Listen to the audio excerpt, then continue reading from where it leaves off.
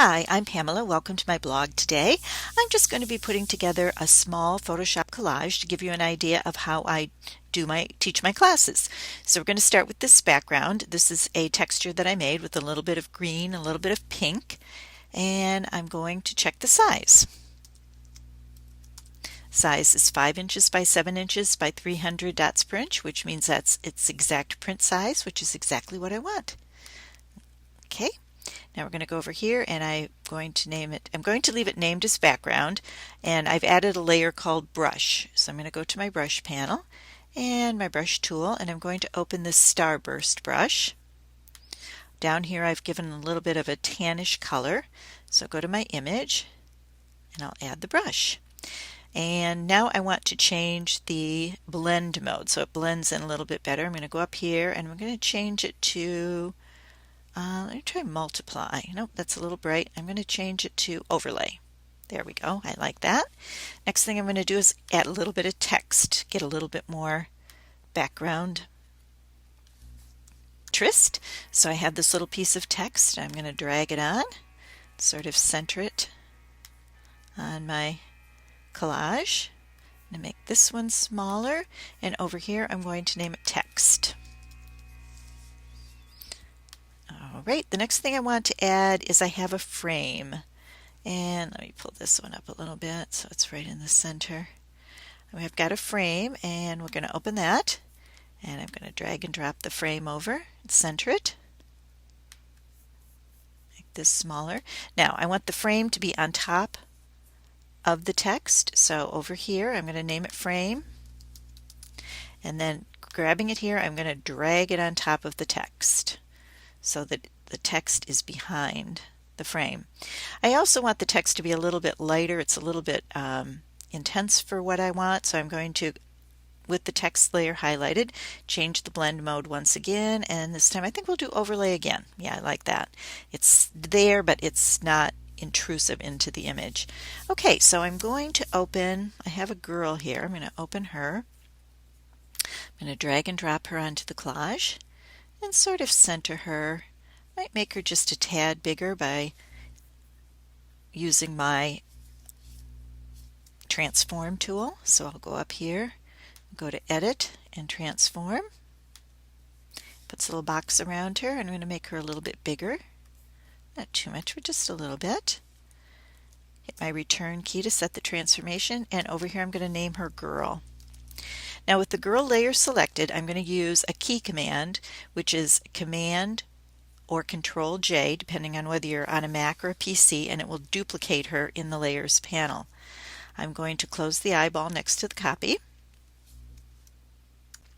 and I'm going to drag the girl with the eyeball open above the frame. I want her above the frame.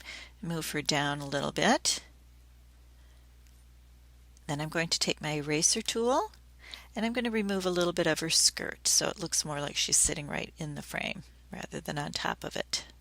To be careful because I don't want to erase her hands. We're going to use those hands in just a minute. But just very carefully take a little bit out. Make it a little smaller.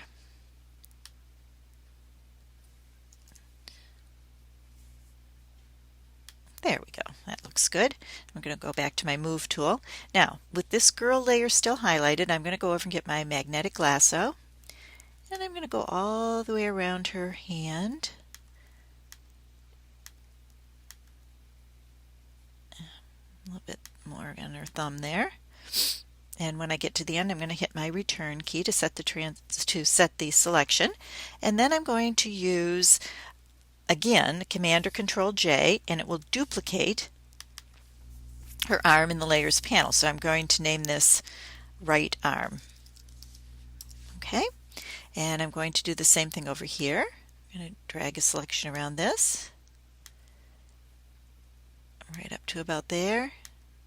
Hit my return key, and once again make sure I'm on the girl layer and hit Command or Control J, and now I have her left arm. Okay, and go back to my move tool. Now I have her arms duplicated, so I'll be able to move those around if I wish. See how I can move it anywhere I want? You'll see how that's going to come in useful in just 1 second. So the next thing we're going to do is we're going to open the cake. I'm going to drag and drop the cake on. Okay, and I'm going to make this smaller. I'm going to name this cake. And once again, I'm going to use my transform tool. I'm going to make the cake a little bit bigger.